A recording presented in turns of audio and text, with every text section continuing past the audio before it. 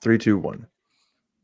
All right. It's Auburn LSU week, only a couple of days away from the big game. This is the Auburn Live Modcast. Jeffrey Lee, Cole Pinkston. I'm Justin Hokanson. As always, fellas, what's happening? The Modcast.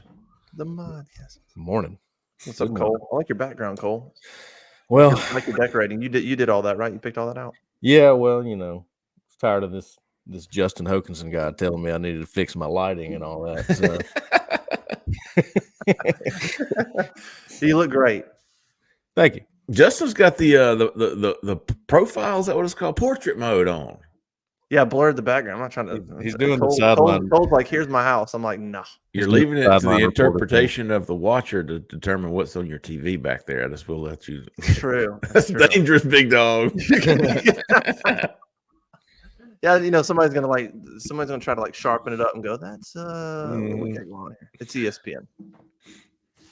All right, we're gonna talk a bunch of Auburn LSU, but as we always do, let's talk a little prize picks. Prize picks. Well, we're recording a little earlier this week, so most of the projections for college football are not out yet. They usually come out later on Thursday. We are recording Thursday morning, just FYI. But if you haven't listened to us, or if you have, about the prize picks, man, go download that app. Prize Picks gives you projections on college football games, Auburn, LSU. I'm guessing there's going to be several projections for it. It's pretty easy, man. You're going to basically be taking more or less. They're going to give you projections on passing yards, rushing yards, to say for Jayden Daniels. And you can just take more or less. And Prize Picks also has big promotion for our listeners, our watchers. Use the promo code WAREAGLE, all caps, one word, and they will match up to $100 of your first deposit. Prize Picks will give you $100 if you deposit $100, so you'll have $200. $50, you'll have $100. How does it work? You pick 2 to 6 players, and they will go more or less than their Prize Picks projections. You just pick one. You can win up to 25 times your money on any entry. You can make multiple picks. In the state of Alabama, keep in mind that you have to do the combo pick. So it'll be, Cole Pinkston and Jeffrey Lee will talk more or less than 3 minutes today. But it's a lot of fun, man. Cole and I, and Justin too, we've been playing this for about 2 years now. Can win some money. And so keep an eye out for prize picks today. Later today, well, what's this? Friday? It will be released on Friday. It'll be up, man. There'll be some good projections for the Auburn LSU game. You can pick NFL. You can pick NBA, PGA, college football, college basketball, all throughout the year. They've got projections. It's just you versus the projections. Keep that in mind. So Prize Picks, go check it out. $100 up to $100 match for your first deposit. Prize Picks. Prize Picks. I'm going to do it. I'm down for winning some money. Let me. We kind of split up. I thought I had Bama right. I had Texas wrong of the kind of big games last week. I would have lost Texas. Told you Oklahoma was going to win that game, Justin. That was a great one. That game is, man, I'm so glad that game's. I mean, I don't know how everybody feels. Having them in the SEC is fun. I mean, that game being an SEC game and those two, that's fun. That game's awesome. What if I put the Prize Picks projection of Jayden Daniels rushing yards at 67? Less. Good less. Ooh. Whatever the passing is this week for him, I go more. I go less on the rushing because I think they are going to contain him. I don't think they can stop him from throwing the ball, though. Yeah, you got to do one or the other, right? I mean, that's the thing. You pick your poison with this, and you got to contain him because if you don't, I mean that's wrestling. You got to try to keep him in there. Cole, he passes. If you're Ron Roberts, how are you going to try to contain his legs? Are you going to put a spy on him, and if so, who? Yeah, you have to have a spy. The way I explained it on the board is if you're going to have a spy, then you can probably send more of a blitz if that's the case because he's your contained man then. If you're not sending a blitz, you have to contain, and that's going to be even tougher for a 4-man blitz to get home when you do that. But you don't really have a choice. So that's kind of the way I would play it. LSU is one of the worst in the SEC in giving up sacks. I saw that. Gave up 14. So negative yards count in college football if we're talking about more or less on the rushing. I think he's going to get sacked a few times. The things that LSU doesn't do well, I don't know if Auburn's in position to take advantage. You talk about LSU giving up a lot of sacks. Well, that's Auburn's weak spot is pass rush. And then you talk about LSU's defense is struggling. Well, Auburn's offense is kind of a mess still. So that's like the big question. There's a few things LSU doesn't do well, but I don't know if Auburn is positioned to actually take advantage of those things. Well, I've watched Auburn incrementally get better every week. So I'm going off of the logic that they might get a little bit better at things this week, especially after a bye week. Using logic is very dangerous when you're talking about college football and recruiting, but that's where I'm going with this. And Auburn football, especially this year. And Auburn football, you can add that to it. Are you putting Asante on him? Yeah, that'd be your spy. It can't be Nixon. I think he needs to stay in the box. Asante can move around a little bit better, so that's the guy. Or Jalen McLeod, because they dropped the guys a little bit. I'll admit I'm not a big fan of the spy. If that's what they do, I don't like it. It's so hard. I mean, that you better have a freak spying. I mean, you don't know where he's going. You're getting caught up, and that spy's got to be. I just see so many teams in the past try to do it, and then it doesn't work because the guy spying gets his eyes caught with something else, or he moves a couple steps to the left, and then the quarterback takes off the other way, and he gets caught in traffic, and you're completely a lot of responsibility on that guy. Yeah, and I feel like it's more responsibility if you don't send a blitz. If you're sending a blitz, you get him off kilter a little bit. Then it's a little bit easier. You can sort of funnel him to the inside where the spy is, or funnel him to the outside where the spy is. If that makes sense. I don't want to get too technical, but that's how it worked in my mind, at least. My biggest concern with LSU for Auburn and why I don't like the matchup, LSU's offense can score points. They have, and I'm basing this mainly off of the Ole Miss game. Wasn't so much defense in that game and all, but I'm going, man, can Auburn's offense keep up with that? Not on a even, not fair, not like all things being equal. No. And then you put them at Baton Rouge at night with how Peyton Thorne has played on the road. These, 2 games on the road this year. I said it earlier this week. I just don't see it.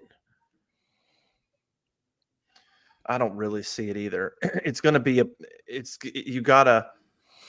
what I'm so curious about this game is I thought I love the game plan against Georgia. I thought was really good, but yeah, you got those 2 big turnovers that you turned into touchdowns, and they missed a couple plays. A lot of things went right for you in that game in terms of how it played out to let you stay close.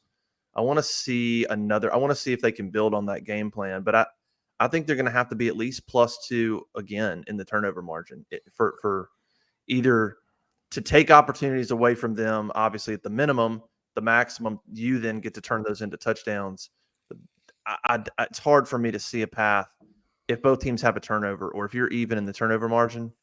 It's hard for me to see a path based on what we've seen. Auburn's offense would have to come out and look completely different than they have all year.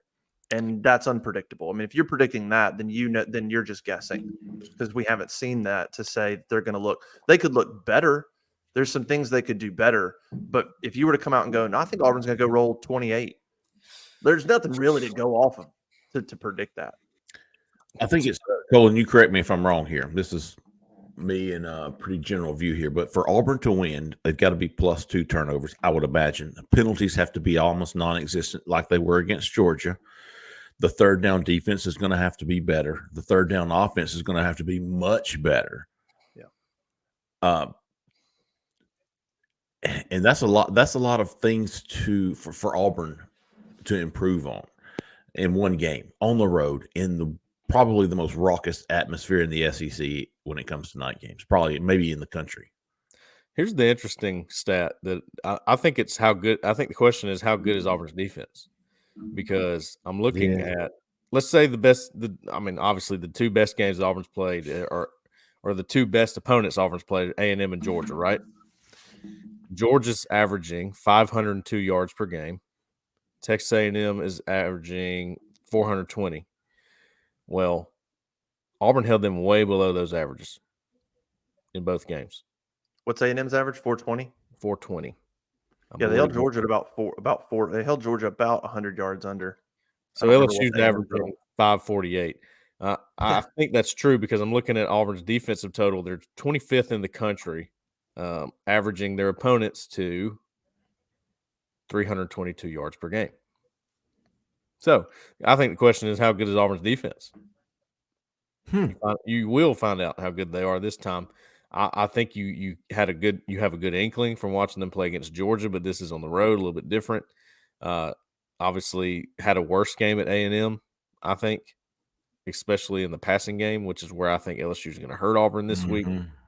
So, that's the question for me. For Auburn to win, Cole, is what's their best chances at winning here? Doing what? Melting the clock. Shortening the game. Which they have been very good at because they can run the football. And they stop the run. My theory is if no matter how much times change in college football and no matter how much offenses change and become more high flying, if you can run the football and stop the run, you have a chance to win in every single game you play. Always. And I mean a good chance, not just a chance. So Auburn can do those things. That's why I feel pretty confident that Auburn's going to have a pretty good chance in each game left on their schedule. Including this. What's interesting about stopping the run, I agree. I think Auburn at times has been good against the run, but they're 10th in the league in stopping the run. That's crazy. That's not good. If I told you they're 10th in the league, there's only 14 teams. That's not good. Now you could go to dissect who they've played rushing teams. There's only 5-6 games in, so maybe they've played some teams that can run the football at a higher rate than others. I think they've given up some big rushing plays that have hurt that total. I think for the most part they're pretty good, and then they give up some misaligned stuff and they give up some big runs that hurt that total. The best thing they're doing though, obviously creating turnovers. They're pretty good on third downs, getting off the field. They're pretty good, and they're pretty good at keeping teams out of the red zone. They're giving up some yards, not a lot. They're about middle of the road SEC, giving up yards and points, but they're one of the better teams in the league at limiting scores in the red zone, turnovers, and third downs. That is what's saving that defense and keeping points off the board. That's why when you hear Hugh Freeze talk about the margin of error so slim, offensively, same thing, right? They're running the ball, they're controlling the clock. There's some things that if they do, that they're in there. But the second they go into a game and don't get turnovers, if they go into LSU and don't force a turnover, like it could get ugly. Or if they don't force a turnover, or if they have a bad third down, or if they give up a couple touchdowns, whatever, those couple things they do well, if those don't go right, it could go bad the other way. Because I don't know that Auburn's going to fix. Auburn is what they are in terms of defense, yards, and points. They don't have the talent or depth really to be better than probably 5th or 6th. That's probably where they are. And it's probably a little better than I probably thought they'd be. But they got to keep doing the other things. Force a couple turnovers, be pretty good on third downs, bend but don't break. Give up some field goals, that's fine. Don't give up touchdowns. Limit some scoring opportunities. Be good in a couple of areas that can keep you in the game. LSU, though, they got weapons to attack all of that. I think the worst thing that Ron Roberts could do in this game is change his strategy. I truly believe that, because without the turnovers, where's Auburn right now? Oh, no, keep doing it. It's saving them, and whatever he's doing is creating opportunities. Absolutely. Yeah. You're good call on that, Justin. By the way, Auburn leads the SEC in red zone defense. 69%. So 69% of the time they're giving up a touchdown, which is actually pretty low when you think about somebody getting in the red zone. Yeah, we'll see how long it can last, but keep making it difficult right there. 70% touchdown rate, and that's really low. Yeah, so the breakdown is 13 attempts in the red zone, opponent attempts, touchdowns 9, and 3 field goals made. And that's good. I mean, you got to think it's almost 100% for most of the teams in college football when somebody gets in the red zone. So they found a way to get some stops in the red zone. Is basically what that's saying. Okay.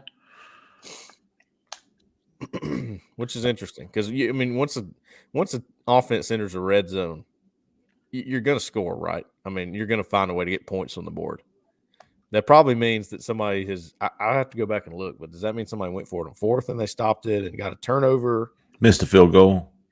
Missed a field goal. That happened in the Cal game. There you go. That's probably it. Well, that cow kicker. Yeah, he missed. Yeah, well, a couple he missed outside the red zone. Michigan's number one in the country by a huge, huge margin, 37% in the red zone. Yeah, they've been pretty dominant, man. It's crazy. They're only a touchdown 1 out of every 3. 8 attempts, three scores. Wow, It's crazy. that'll be tough to beat. The other thing Auburn's done well is they've limited the big plays for the most part. Everybody gives up some, but for the most part, they're not allowing 20-plus yard, 30-plus yard, 40-plus yard plays. And that's just yet again, that's another thing that is allowing them to stay within striking distance, to hold teams down on yards and points, and to keep them in these ball games. That's why I'm so curious to see what happens in Baton Rouge, because everything Auburn's done well. You're facing an offense that's explosive, that can create big plays, that scores a ton of touchdowns. I think LSU's scored 35 touchdowns so far on offense. Auburn scored 19 by comparison, by the way. That's I mean, what scares scored me. 16 more touchdowns than Auburn in one extra game. That's an explosive. That's wild. Offense. Well, hell, they scored 8 against Ole Miss, didn't they? Yeah. 7. Yeah, yeah. Which is, again, looking ahead to the Ole Miss game. I'm watching that Ole Miss LSU game going, man, Auburn's offense keep up with this? Yeah, it looks like a bad matchup there, too. Yeah. If y'all had to guess where Auburn ranks in the SEC in third down defense, well, middle of the pack. So like 8, 7, 8, something like that. 6 to 8. 6 Justin, to 9. what do you think?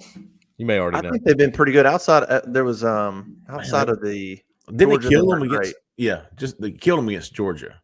But early in the year they were really good. They kind of there's a couple numbers. I think it's a little bit skewed because I think they've been really good. They're probably second or third. Well, my question is, if some of these stats may seem a little skewed, is it possible that some of LSU's offensive stats could be a little skewed? Sure. Based on the defenses they played. I'm just asking the question. I don't know if that's true. By the way, Auburn's 5th in the SEC, third down defense. Top 5?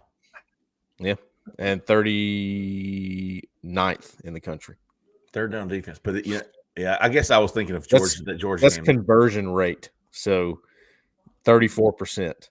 I wish they could do third and long. It seems like Auburn just cannot stop a third and long. No, they cannot. Yeah, that's they have no pass rush.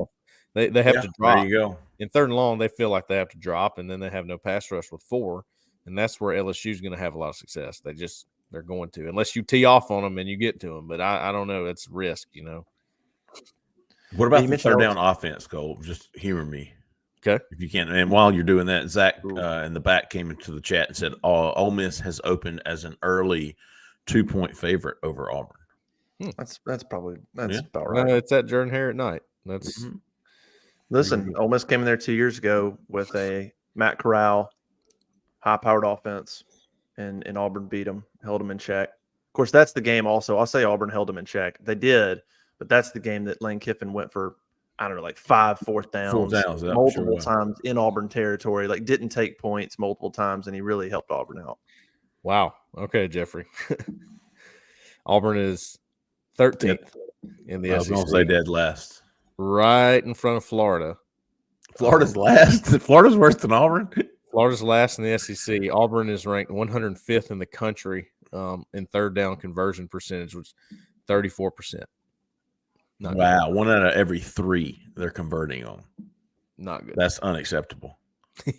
Yeah. Vandy's better than Auburn on third down offense. Didn't Hugh Freeze say, Justin, in the Monday press conference, it was third and shorts he was pissed about, or trying to get the third and shorts fixed? Like those. Well, all of them. I mean, he calls them critical downs.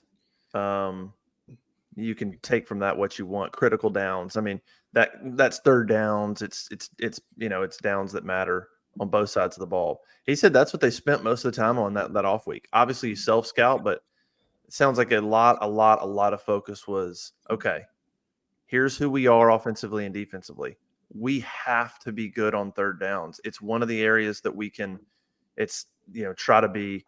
I think of it like a golfer. Like there's a lot of elements to being a good golfer. There's driving, there's chipping, and there's putting. Right? If you can be a really good putter, you can make up for the fact that you don't drive at 320. That's right. You drive at 285, but if you're really good around the greens, you can make up for that. That's what this Auburn team needs to be. Then you're like, all right, we're not a big hitter, but can we be really efficient in a couple of key areas that keep us within striking distance in these games? That's what the third downs and critical downs, that's what that is to me. Third downs in red zone. Yep. I don't think Auburn in the red zone offensively. I can't think of a big gripe there. I don't know. Feel like they're getting points when they get down there. I think the lone exception being that Georgia game on 3rd and 1 and 4th and 1 when you don't get anything. You saying in the red zone they're getting points? Offense in the red zone. I would say middle of the pack there. I don't think it's great. I don't think it's terrible. Yeah, I think you're right. I'm not seeing them on the first page. They're 91st in the country. And in the SEC, does it say? SEC towards the end. I don't know. They're 12th in scoring. Damn. Yeah. I did 78%. 78% of the time they score in the red zone. Doesn't sound bad, but that's not good. Touchdowns, they're 10th in the league. They're only scoring 63% of the time a touchdown. Yikes. 10th. The only things they're good at offensively when it comes to the SEC is running the football, and they're not giving up a lot. They're middle of the road tackles for loss. They're 6th in the league. That's it. They're 5th in penalties, despite the bad game against A&M, which not all those were offensive, but the offense has only committed 27 penalties, which is 1st in the league. It's 5.4 a game, which is 5th in the league. Obviously, they're about to play games. So if they can have a fairly clean game in LSU, they'll stay right there. So they're still one of the better teams and not committing penalties offensively. Not giving up a ton of tackles for loss, middle of the road, and running the football, they're pretty good. That's it. Everything else statistically, when you look at scoring, passing, total offense, sacks allowed, third down, red zone, and then you look at explosive plays, 10 plus, 20 plus, all the way up to 60 plus yard plays, they're 10th or worse in everything I just said in the league. 19th in the country in rushing, behind LSU and Tennessee. LSU jumped them this past week in rushing because it was Tennessee. Well, Tennessee being first in rushing seems strange, but they are. Yeah, well, Milton, I guess, take into account, he's probably getting a little bit. Yeah. I was looking though. It is interesting because I was looking at the breakdown of stats between the two teams, player stats, and they've really started leaning on that Diggs guys, their running back. Yeah, he's got like 400 something yards, and then Daniels has 400 something yards, and it's really nothing else. And they got guys like John Emery and Noah Cain, big time recruits, right? John Emery's still there. Yeah, he sure is. Like that dude's been there forever. Noah Cain too. Noah Cain. That was under Gus. That was I think he played under Cadillac IMG, if I'm not mistaken. Mm-hmm. Yeah, he did. He did. That's how long ago this kid has been. You look at Auburn's, and they got 5 guys over 100 yards rushing. They use a lot of different guys. So, I was about to say, when I looked these stats up the other day, you've got Jarquez Hunter, Peyton Thorne, Damari Alston, Robbie Ashford, and Brian Battie are all in the top 31 in the league in rushing individually. Wow. Yeah. Because they spread it out so much. Damari, Justin, he is expected to return. Is that correct? He said he's doubtful. He's doubtful. He was thinking LSU Ole Miss. Looks like it's now going to be Ole Miss. I don't think you need a rush to bring him back either. I mean, Brian, you see what Brian Battie's doing. What get Austin. He needs to be healthy. No reason at all to rush him back. Battie's playing well, man. Battie's now you factor in rushing, catching the ball in the backfield, and some kickoff returns. Battie's top 15 in the league in all-purpose yards per game now. With what he's doing. This is why I did this position unit ranking earlier in the season, and I put running back at number 1 because if you lose somebody there, you're still fine. I mean, even with Battie and Hunter, you could throw Cobb out there and be okay. You could throw Sean Jackson out there and be okay, absolutely. Honestly. But an injury to D-line, now you're worried. You lose Nasili Kite, and you're like, oh, man, he was playing a lot of snaps, doing really well. So, let's talk about that. Kite's out. Keldrick Falk's in. He's already been in, but now he's really in. Zacchaeus Walker is going to get snaps at the backup position. Hugh Freeze mentioned Bobby Travis on Monday. He mentioned Darren Reed on Monday, just tossing some guys out, needing some snaps. That's my guy. The other thing he talked about that's a good point, Hugh Freeze on Monday, was the snaps that Marcus Harris is playing. Marcus Harris played the vast majority of the snaps against Georgia. He played as many snaps as Jason Jones and Justin Rogers combined against Georgia. So Marcus Harris was unbelievable against Georgia. That can't last. You're only in game 3 of the SEC schedule. It feels like you're mid-season, but you started the first 3 in non-conference. You're only 2 games into SEC play. You still got 6 to go.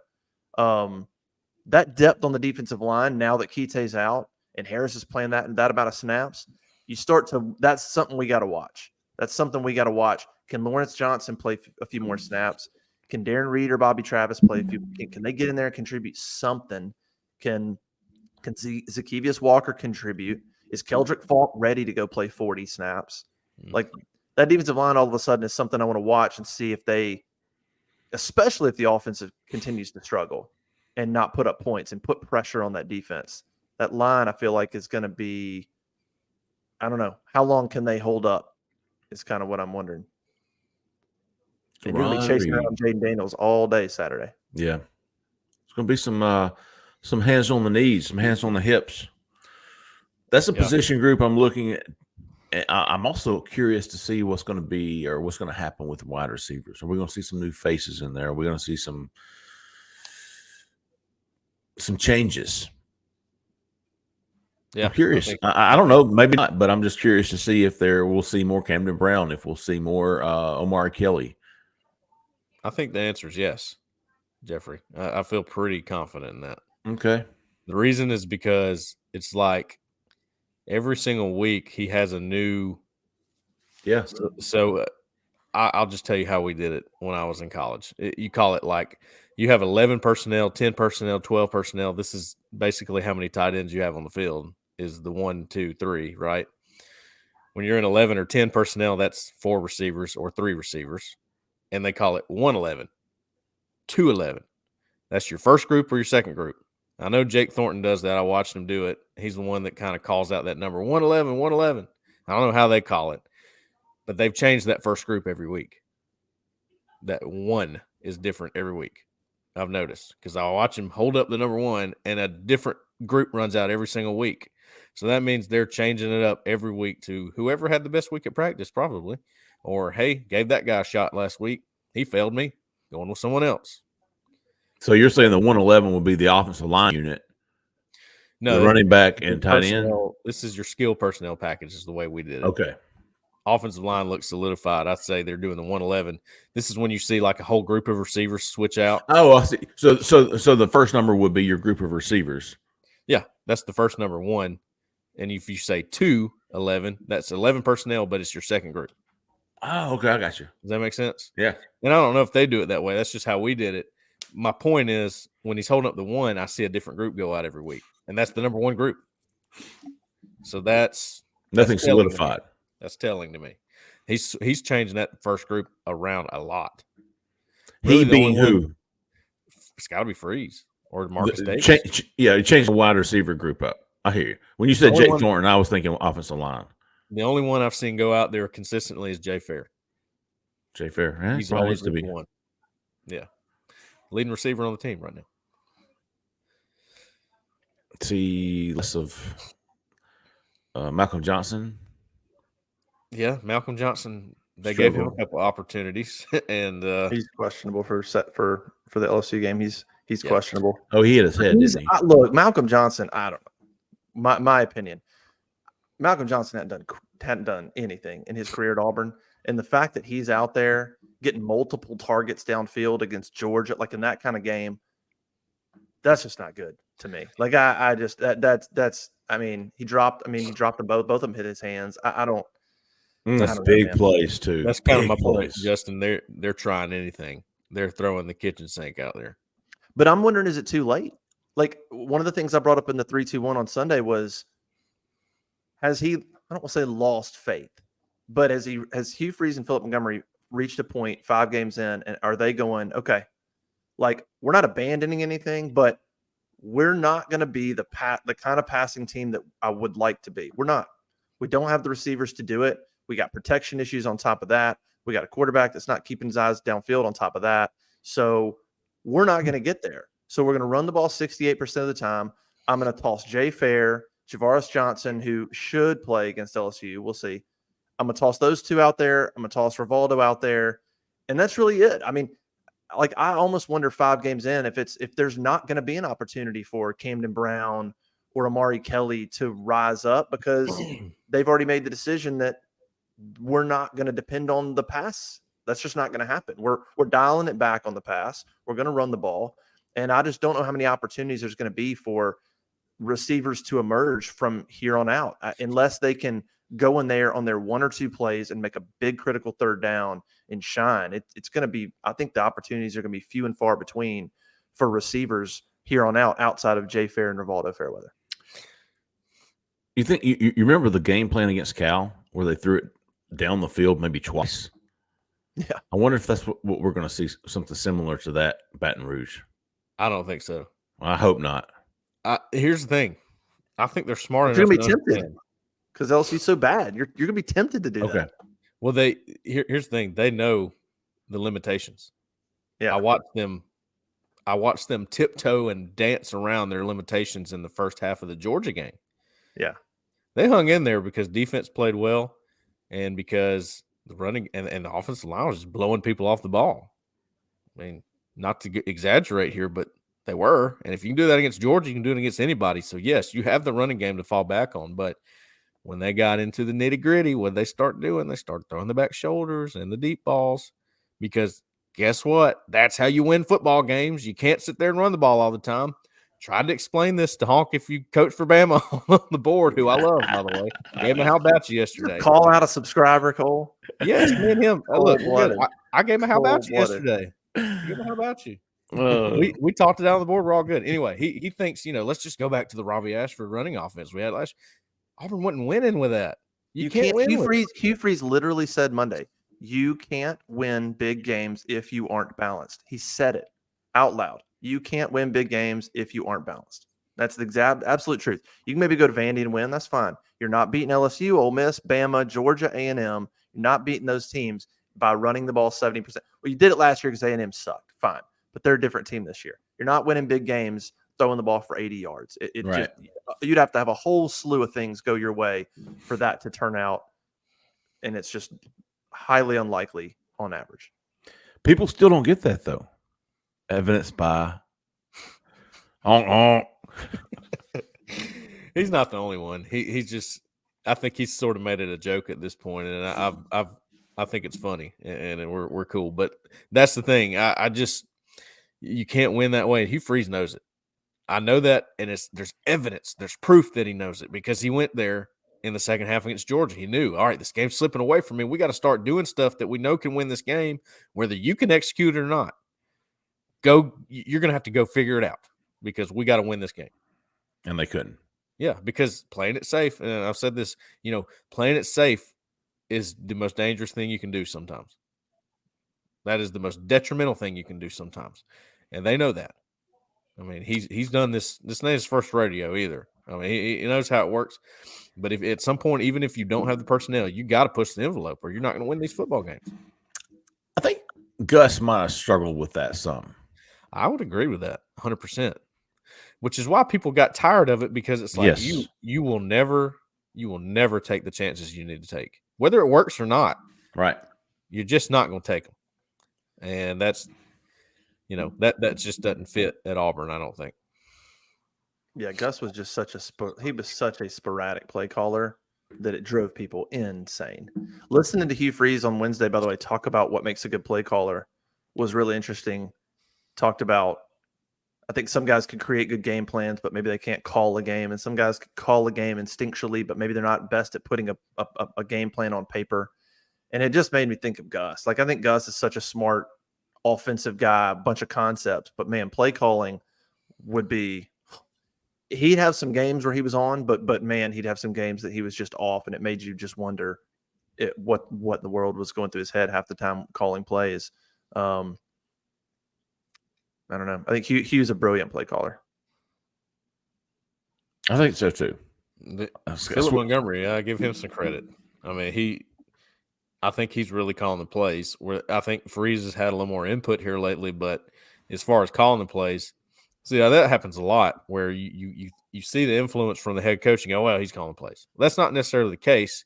Probably in the meeting that week, he said, all right, I want this stuff on third down. I want this stuff in this situation.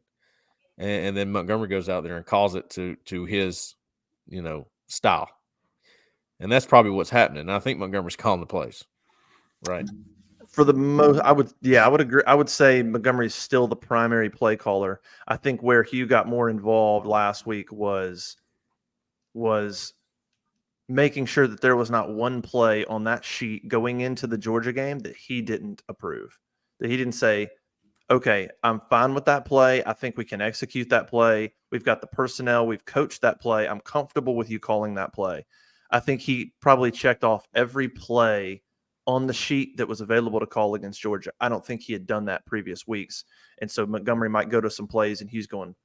So in other words, I think at that point, I don't think Hugh can have really a gripe except for maybe a timing of a play. I think Hugh's more involved. He's probably chiming in a little bit more. But I would say Phillips probably still the primary play caller to this point. But I would say Hugh's involvement really ratcheted up in terms of okay in every single play going into the game, which is the big thing he talked about in the off week. Like they went through and they figured out what plays do they not have the talent to run? They're gone. And then if they haven't run them well, but they do have the talent, well, then we got to coach it better. And trying to weed some of that stuff out, create a more efficient playbook so that you know what's in that playbook. You know, at the minimum, we've got the talent to run it. Now we got to coach it better and make sure they're prepared to do it. But I think maybe they had some stuff in there that after 5 games, you go, okay, I just don't think we have the personnel to do some of this stuff right now. So take it out. I'm not doing it anymore. Yeah, I agree with that. But at the same time, you know the things that can help you win. So you can't just scrap everything, right? You have to pick and choose here. And if you don't have the personnel, that's, part of being first-year head coach after you raided the portal and did everything you could to get depth and players, right? Yeah. Kind of bummed about – I mean, it's hard to not be a little disappointed with Jair Shorter and Shane Hooks.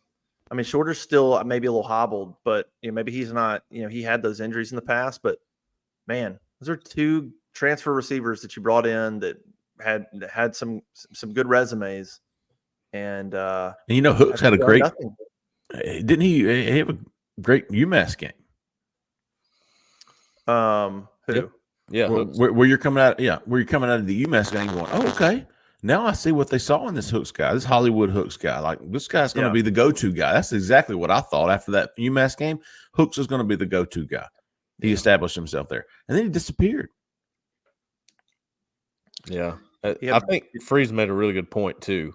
He said you can look around at the best offenses in college football, and, guys are creating separation, but not every play.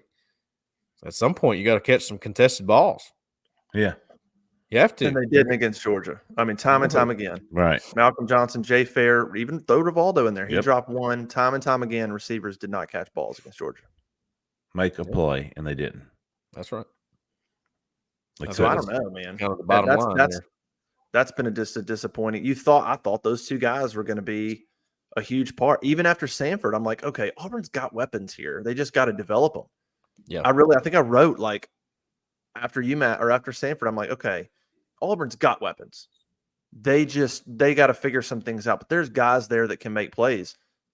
And now I guess I was wrong. I mean, I don't know. I mean, 2 games in a row, they haven't made plays. I have doubts about if they're playmakers or not. I don't think you're wrong about that. I think Rivaldo Fairweather's a guy you can rely on. I think Jay Fair at times is a guy. It just depends on how you use them, and that's I think what Hugh Freeze was trying to say. It's on us sometimes. We maybe didn't have him in the best chance to succeed. That's kind of what I was saying about Peyton Thorne. Maybe in the future, Freeze goes, all right, Peyton Thorne's not exactly the guy we want here. Yeah, he can be a good quarterback, We know how he can be a good quarterback, but maybe that's not how we want to tailor the offense, because you have to get him in perfect situations. He's not a guy that's going to get out of the pocket and create things. He's not a guy that's going to do that for you, really. He stands in the pocket and he throws the ball, and he can run, but he's not a extender of a play. He's not that kind of guy. So do you need more of that? You look back at his quarterbacks, Jayden. What's his name? That was at Ole Miss. Bo Wallace? Chad Kelly was definitely an innovator. Bo Wallace, he wasn't really. And they struggled with him at first. They finally got him going. Malik Willis, he could do it. So, maybe Hugh Freeze goes, all right, this is not the type of quarterback I need for this, that I'm having to change so much to get him where I need to get him. That's part of recruiting and part of figuring out what you want. You didn't have much time. You had to make a pretty quick decision on who you wanted at quarterback, or you were going to be stuck in a pretty tough situation. Yeah. Without going, we don't have to revisit that, but yes, I think you had to make a decision at some point at quarterback. You had to bring somebody in, and he did. He didn't want the Sanders kid, Spencer. That's true. He had. I think he was nicked up, wasn't he? Wasn't his shoulder? They were concerned about his shoulder. They were concerned about his shoulder, and they passed on him. Understandably, yeah, definitely. Casey Thompson was the other one. He's out for the year right now. He had a really bad injury. Oh, well. I told somebody, I said, well, look, Hugh knows what he's looking for in a quarterback, because if you look out there at some of the guys that he was interested in, Riley Leonard, baller. Yeah. Like, Grayson McCall. I mean, Grayson McCall's good. And who there's another one I'm forgetting. But.